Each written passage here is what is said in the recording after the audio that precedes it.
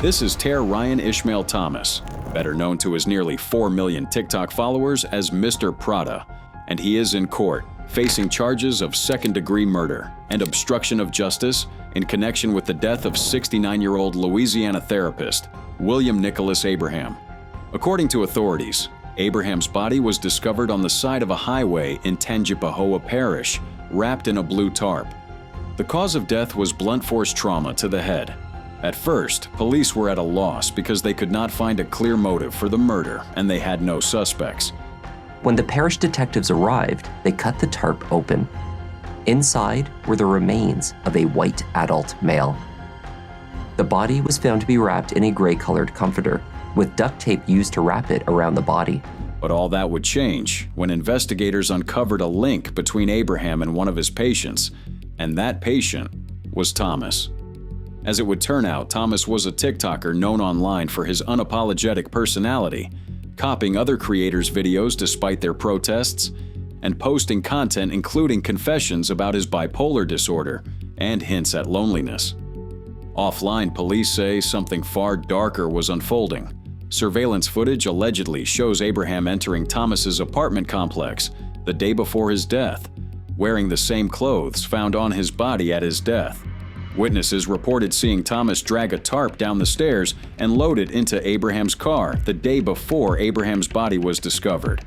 The police immediately declared Thomas a person of interest. Then, in Dallas, Texas, a person driving Abraham's stolen car was stopped and arrested.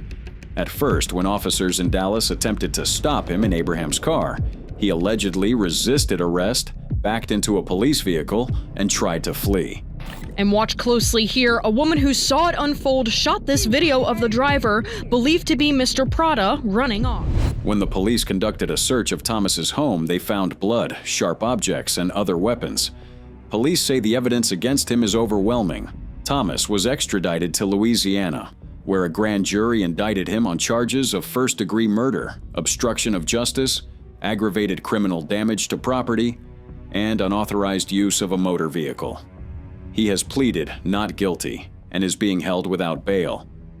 Because of his massive online following, the court proceedings are being kept largely behind closed doors and are still ongoing. If convicted, Mr. Prada could face the death penalty or spend the rest of his life behind bars, away from the spotlight of being a famous TikTok star. Mr. Prada's case is still ongoing. But what happens when the trial ends and a TikToker like Mackenzie Shirilla learns she would be spending a very long time in jail for murdering her own boyfriend and his friend? She sentenced on count 1, the murder of Dominic Russo, 15 years to life, to be served concurrent to each other, with credit for time served. This is Mackenzie Shirilla, a 19-year-old TikToker who is in court, facing charges for the murder of her boyfriend and his friend. On a July night in 2022, Mackenzie climbed into her Toyota Camry and drove down a dead-end street in Strongsville, Ohio. Reaching a speed over 100 miles an hour, the car crashed into a wall. Inside the car was 20-year-old Dominic Russo, her on-again, off-again boyfriend, and his 19-year-old friend, Davian Flanagan. Both of them were killed instantly. On the devastating scene in July 2022, 3 unresponsive people trapped inside a mangled Toyota Camry. Investigators quickly determined this was no accident. They discovered that the crash was deliberate and their prime suspect was no one else but the driver of the car that fateful night, Mackenzie herself. She was immediately arrested and taken into custody. Hi, Mackenzie. Step out for me. I'm Detective Jesus. I'm the one who's been investigating the crash. You're under arrest for aggravated murder ×2, okay? In court, prosecutors presented the surveillance footage, which showed Mackenzie accelerating straight toward the wall, never even attempting to use the brakes.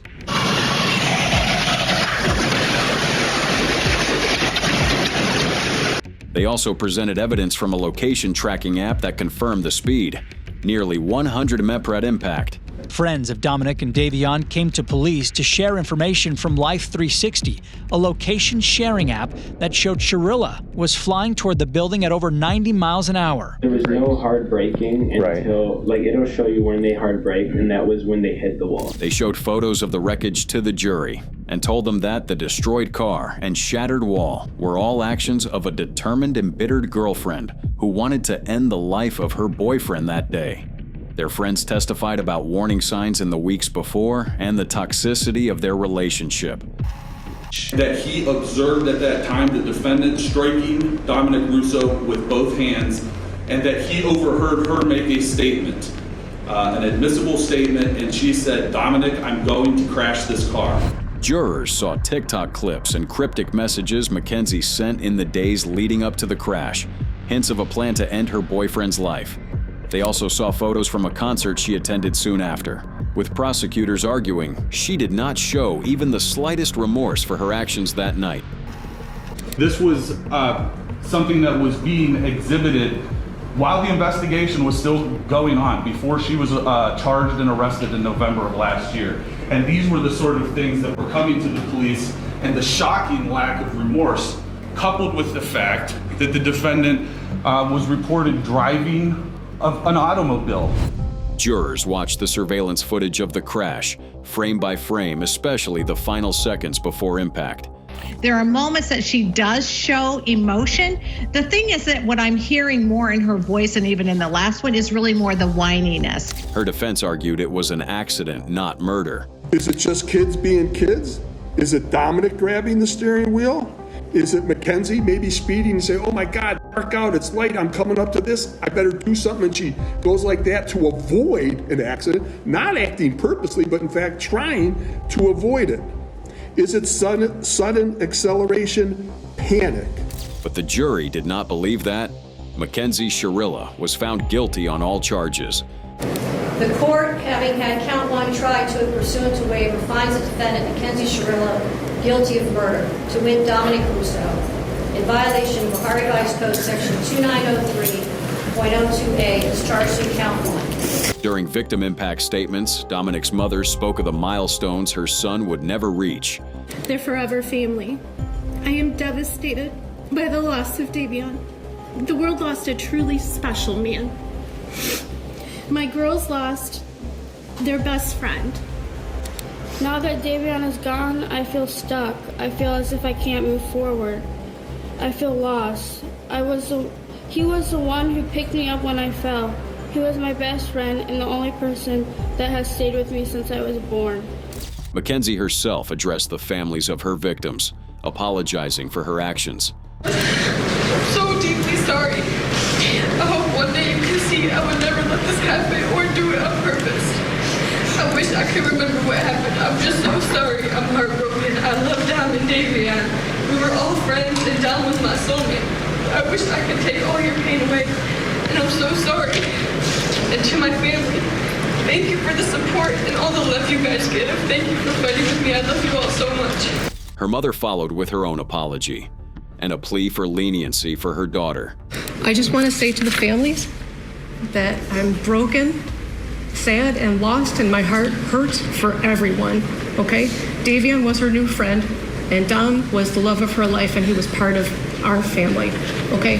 I'm just so sorry that this happened, and we're heartbroken. And we're asking that you please not run the sentences consecutive. He was family, and we all loved each other. I'm asking you for leniency because this was a tragic accident that she does not remember. And Davion, he's a new friend. I'm so sorry. No. God, no, not at all. They all loved each other. They all spent every day together. You know what I mean? I don't know too much for him. The judge called the act intentional. And I know that each of you have asked your questions to yourselves, what if? What if I had done this or that? The truth of it is, none of us can control the intentions of another. And when there is a purposeful intent to harm or kill someone, I'm troubled that should I give you a concurrent sentence, that people will believe that somehow I'm being disrespectful to one of the victims. Then delivered the sentence, 2 terms of 15 years to life. 15 years to life. She's sentenced on count 1, the murder of Dominic Russo, 15 years to life, to be served concurrent to each other. Escorted from the courtroom, Mackenzie looked back once at her family before disappearing through the door. All right, thank you.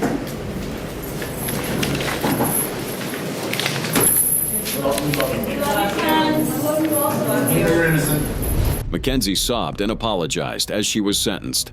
But for this influencer, she remained passive, even laughing and waving during her trial, only to break down when the jury handed her a life sentence. This is Mahek Bukhari, a rising TikTok influencer, and she is in court in Leicester, England, with her mother, Ansreen Bukhari, facing charges of murder. With more than 120,000 followers, Mahek built her online persona on glamour and attention.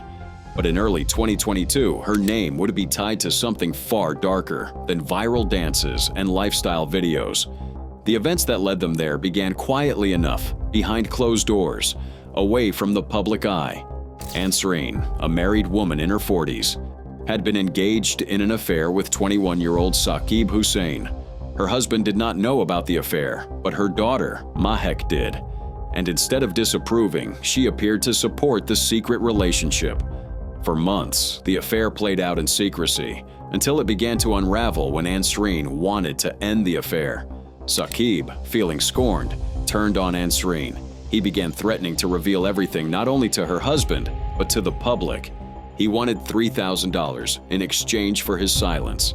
And this wasn't an empty threat. He had evidence, intimate texts, photos, recordings, enough to destroy her marriage and her reputation.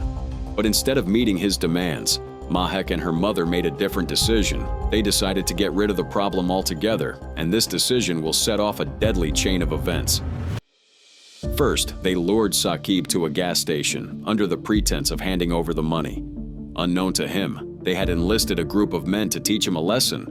When Saqib arrived, he sensed trouble, and so he jumped back into his car with his friend, 21-year-old Hashimi Jazuddin, in the driver's seat. They tried to flee, but almost instantly, the convoy Mahek had assembled took off after them. What followed was a high-speed pursuit that turned the A46 motorway into a deadly racetrack. As their car swerved and accelerated past 100 miles per hour, Saqib made a frantic 999 call. On the recording, his voice was urgent and terrified as he told the dispatcher they were being rammed off the road by masked men and that these people were trying to kill him. Minutes later, the chase came to a horrific end. Their car was forced off the road, smashed into a tree, and exploded in flames. Neither Saqib nor Hashim stood a chance. Both were killed instantly. The next morning, detectives arrived at the Bukharis' home. Mahek had her story ready. She told them she and her mother had been out of town that night. Me and May went. No, yeah, we were out. Where was that? So we stayed here, and then we went straight to Nottingham. Right. Okay. In the Audi. But investigators already had the first crack in her alibi. CCTV footage showed Mahek walking home calmly, just before sunrise, nowhere near the out-of-town trip she claimed. She was arrested soon after, and during interrogation she tried to downplay her role in the plot, as if she were merely a bystander. There's a car that's coming on the right-hand side, a Seat Leon, don't know the model or anything, but it was blue, come straight down, no speed, nothing, normal on the right-hand side. We were always on the left-hand side. This right-hand side car's come now, the Leon, the blue one, has come straight next to me and come right in front of me, not very close. I've always said to myself, I'm a very good driver when it comes to this. I've been driving for 5 years, 45 years. When the case went to trial, the prosecution left no room for doubt. They called it what it was, a premeditated scheme to silence Saqib Hussein before he could expose the affair. The evidence was damning.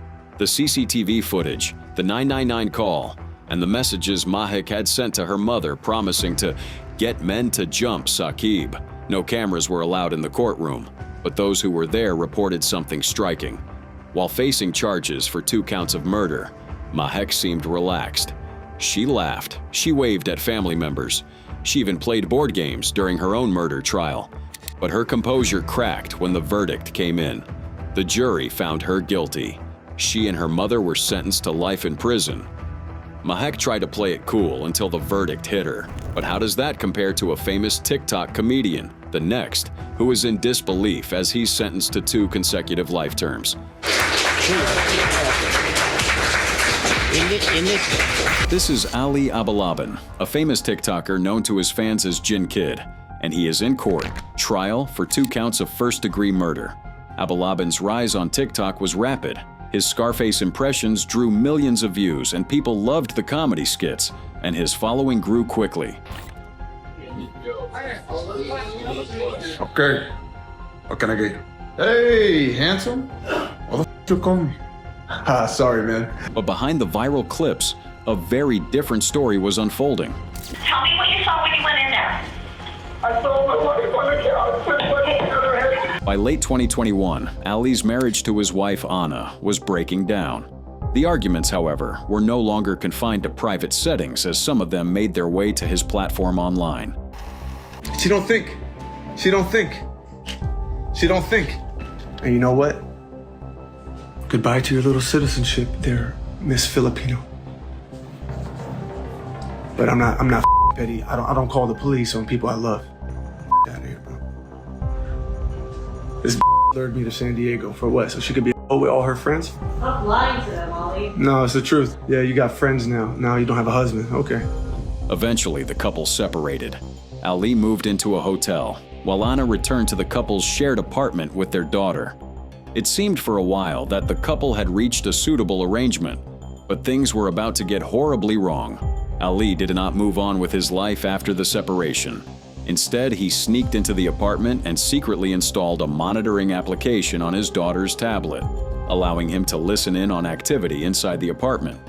On October 21st, 2021, that surveillance allegedly became the trigger for the events that followed. That day, Ali heard a male voice through the audio feed, speaking and laughing with Anna. Authorities said he armed himself, drove to the apartment, and shot Anna and her friend, Rayburn Cardenas Barron, multiple times in the head.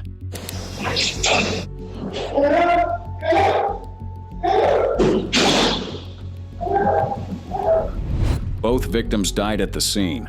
Then, Ali took photographs of the bodies and sent them to his parents.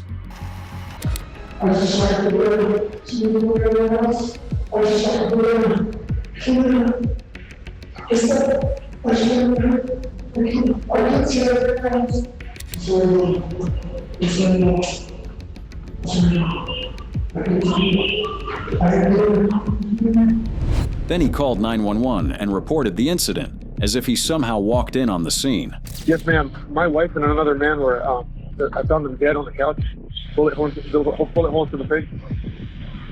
Wait, someone was shot? 2 people, a man and my wife. When officers arrived at the downtown San Diego apartment, they found the 2 victims, and they soon realized that Ali's version of the story was anything but the truth. He was arrested and taken into custody. San Diego police arrive at the apartment, not sure what they're walking into. Oh, we got 2 down, Clears that.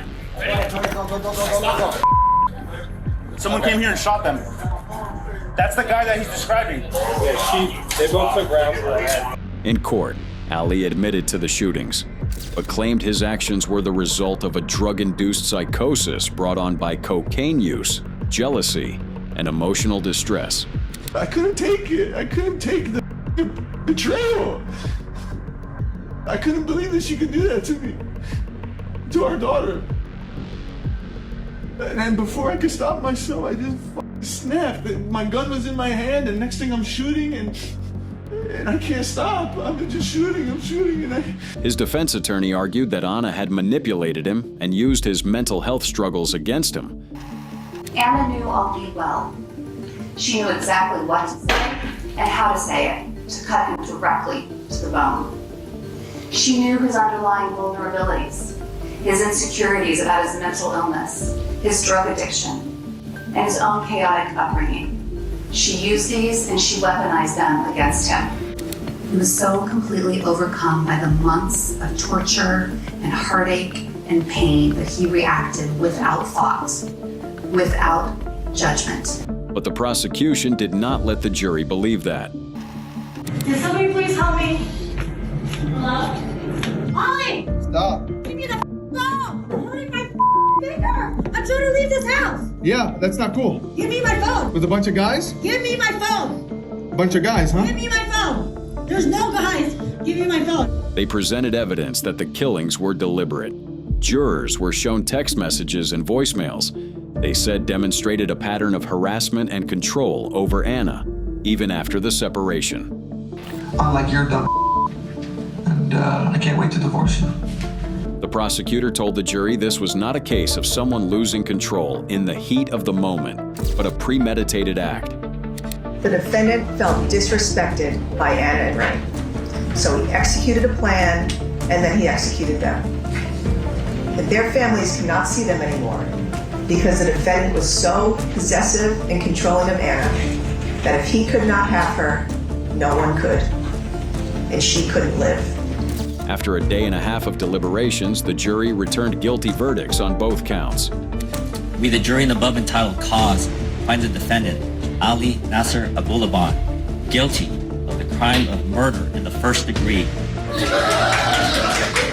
Rayburn Cardenas. But the most shocking moments were during sentencing, especially when Anna's family delivered victim impact statements. Sorry, Your Honor. What did they do to you? You didn't do anything to you. You know Anna Marie's not gonna go cheat if you didn't cheat first.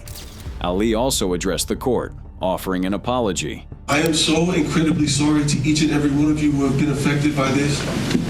I cannot imagine the pain that I've caused your families. He also had a message for his daughter. Amira, when you're old enough to see this, please don't blame yourself. None of this is your fault. Your mom loved you so much, and I love you so much. Ultimately, the judge sentenced Ali Abulaban to 2 consecutive life terms without the possibility of parole. When I saw the Scarface videos, it's as if when he committed these crimes, he became that persona of Scarface, of just cold-blooded killing without remorse. Any tears that he's cried in this courtroom have been for himself. I don't know if he's really sorry. He appeared shocked at the sentencing, especially when the court erupted in applause as the sentence was read out. The bottom line here is he will die in prison. He will never be a free man. He will take his last breath there.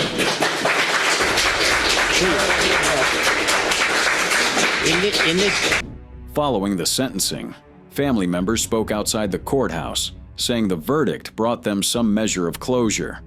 This was the best we could hope for, and we just thank God that our prayers have been answered, and now we can all rest. Ali wept and apologized when it was over. But what happens when the influencer insists that she acted only in self-defense? Further continuances for that same date in February that you already have one, so it was F-17, they're all F-17 cases. This is Courtney Clenney, an OnlyFans model who is in court facing second-degree murder charges in Miami, Florida, for the stabbing death of her boyfriend, Christian Obumseli, known online as Courtney Taylor. She built a massive following with provocative photos, racy videos, and the kind of content that kept subscribers hooked. I took I took some time off to rest, and now it's game time, bitch. But behind the polished images and curated glamour, prosecutors say there was a toxic relationship, one that would end in bloodshed. On April 3, 2022, a frantic 911 call came into Miami Police Dispatch. The voice on the line was panicked, almost incoherent. Please, God, please, come see my voice. Ma'am, is this a house apartment or a business? I want you to 745-3582. Is this a house apartment or a business? Baby, I'm so sorry. Baby. Ma'am, can you hear me? If you have a stab wound to his shoulder, you can sit down. What do you mean he has a stab wound on his shoulder, ma'am? When officers arrived at the couple's luxury high-rise apartment, they found Courtney half-dressed, visibly shaken, and covered in blood. Just feet away, 27-year-old Christian Obumseli lay motionless on the floor, bleeding heavily from a deep stab wound to his chest. No! can't let this happen. Wait, it wasn't me. Guys, Relax. Why?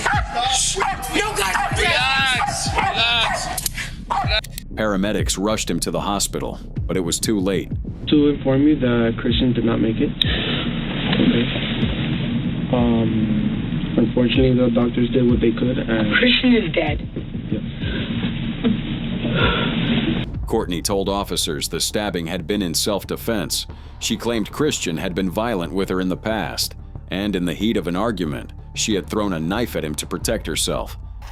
Is he dead? Is he dead? Sit down. Sit down. Okay, no, I'll sit down. I just, you scared me. Sit down. He's not dead, is he? We don't. No, they're taking him to the hospital right now. He's in the hospital right now. I need to be at the hospital with him. Oh, you're not going anywhere. Why? Because we're conducting an investigation. I was self-defense. I mean, my mind. Okay, so you guys started arguing, then what happened? Threw me against the wall, choked me. I mean, you're looking like this. He's never like choked me to where like it's like crazy stuff. But like I mean, I couldn't breathe. Okay. Then he put me on the. So he throws you against the wall. Then he put me on the ground, choked me. That's happened 2 other times. Did he tell you anything? But investigators were skeptical. The kitchen knife recovered at the scene had a 6-inch blade, and forensic analysis suggested it had pierced Christian's chest with force and precision, not in a wild, desperate throw of defense. To back her story, Courtney's defense team in court took an unusual step. They hired a professional knife thrower to demonstrate for the court that it was indeed possible to cause such an injury with a thrown blade like hers. But prosecutors had a different story. That's inconsistent with common sense. There's no way that you would, if you throw a knife, that the knife is going to land so deep in a downward position. They brought their own piece of damning evidence. Surveillance footage from the elevator inside the couple's building. The video showed Courtney striking Christian, appearing aggressive and confrontational. You know, like I was sober for 2 weeks. 2 weeks. And then why am I not sober? Because of you. But you're hindering my progress. You need to sit down.